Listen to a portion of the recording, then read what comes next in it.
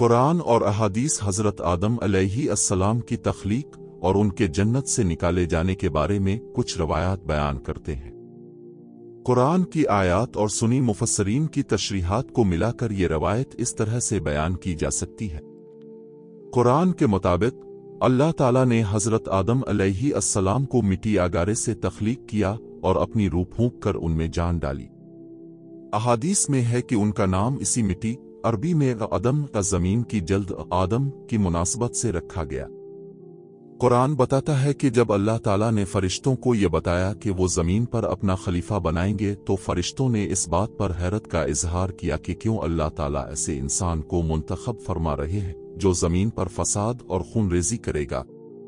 इसके बाद अल्लाह ताला हज़रत आदम अलैहिस्सलाम को तमाम चीज़ों के नाम सिखाते हैं और फरिश्तों को जमा करके उनके सामने हज़रत आदम अलैहिस्सलाम का इम्तिहान लेते हैं। अल्लाह ताला कहते हैं कि जो कुछ हमने तुम्हें सिखाया है इसके अलावा तुम्हें कुछ इल्म नहीं, लेकिन हज़रत आदम अलैहिस्सलाम सारे नाम बता देते हैं। फिर अल्लाह ताला फरिश्तों को आदम अलैहिस्सलाम के सामने सजदा करने का हुक्म देते हैं तो सब फरिश्ते सजदा कर लेते हैं सिवाय इब्लीस शैतान के। वो कहता है मैं इससे बेहतर हूं, आपने मुझे आग से पैदा किया और उसे मिट्टी से।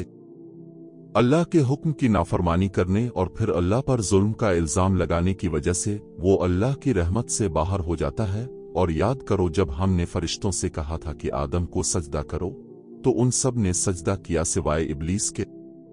उसने इनकार किया और तकब्बुर किया और वो काफिरों में से हो गया।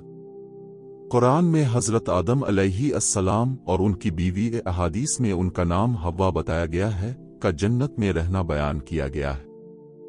सुनी रवायात में बाइबल की रिवायतों इसराइलियत के मुताबिक ये कहा जाता है कि जब हज़रत आदम अलैहिस्सलाम सो रहे थे तो अल्लाह ताला ने इनकी एक पसली से हव्वा को पैदा किया। कुरान में हज़रत आदम अलैहिस्सलाम और हव्वा की तख्लीक का जिक्र तो है लेकिन उसकी तफसील नहीं बताई गई। कुछ सुनी रवायात में बाइबल की रिवायतों की बुनियाद पर यह कहा गया है कि वो हज़रत आदम अलैहिस्सलाम की पसली से तख्लीक हुई।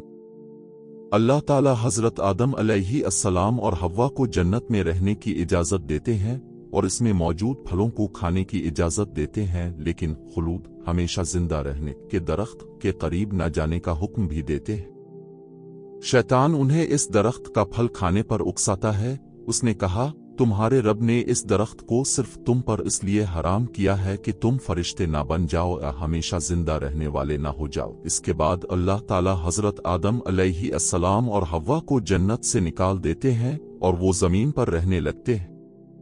ताहम अल्लाह ताला उन्हें मुआफ करने के लिए भी तैयार है। जब हज़रत आदम अलैहिस्सलाम को जन्नत से निकाला गया तो उन्होंने अल्लाह ताला की तरफ रुजू करके मुआफ़ी मांगी। इस बना पर इस्लामी अकायद कलाम में असल गुनाह ओरिजिनल सिन जिनका तसव्वुर मौजूद नहीं है और हज़रत आदम अलैहिस्सलाम का गुनाह उनकी तमाम औलाद पर नहीं डाला जाता। क़सस अल अंबिया प्रोफेटिक टेल्स में बयान किया गया है कि हज़रत आदम अलैहिस्सलाम और हव्वा को ज़मीन पर अलग अलग उतारा गया था। इस वजह से उन्हें एक दूसरे को तलाश करना पड़ा और आखिरकार वो अरफात के मैदान में जाकर मिले। अहादीस में है कि जब हज़रत आदम अलैहिस्सलाम ज़मीन पर आए तो अल्लाह ताला कभी कभी अल्लाह के फरिश्ते जिब्राइल ने उन्हें बीज बुनाई और रोटी पकाने का तरीका सिखाया। यही तरीका हज़रत आदम अलैहिस्सलाम की तमाम औलाद के लिए राइज हुआ। हज़रत आदम अलैहिस्सलाम तकरीबन 960 साल तक जिंदा रहे। अलबत्ता उसकी मुद्दत के बारे में इख्तिलाफ है। इंसानियत ने हर चीज हज़रत आदम अलैहिस्सलाम से ही सीखी। वो सबसे पहले काश्तकारी, फसलों की कटाई और रोटी पकाने वाले थे और साथ ही उन्हें सबसे पहले तौबा करने और किसी को सही तरीके से दफन करने का तरीका भी बताया गया था। बाज़ उलमा ये भी कहते हैं कि अल्लाह ताला ने हज़रत आदम अलैहिस्सलाम को खाने की मुख्तलिफ पाबंदियों और हुरूफ तहज्जी अल्फ़ाबेट का इल्म भी दिया था। उन्हें पहला नबी बनाया गया और ये कहा जाता है कि उन्हें 21 सहीफे सिखाए गए थे और वो खुद उन्हें लिख सकते थे।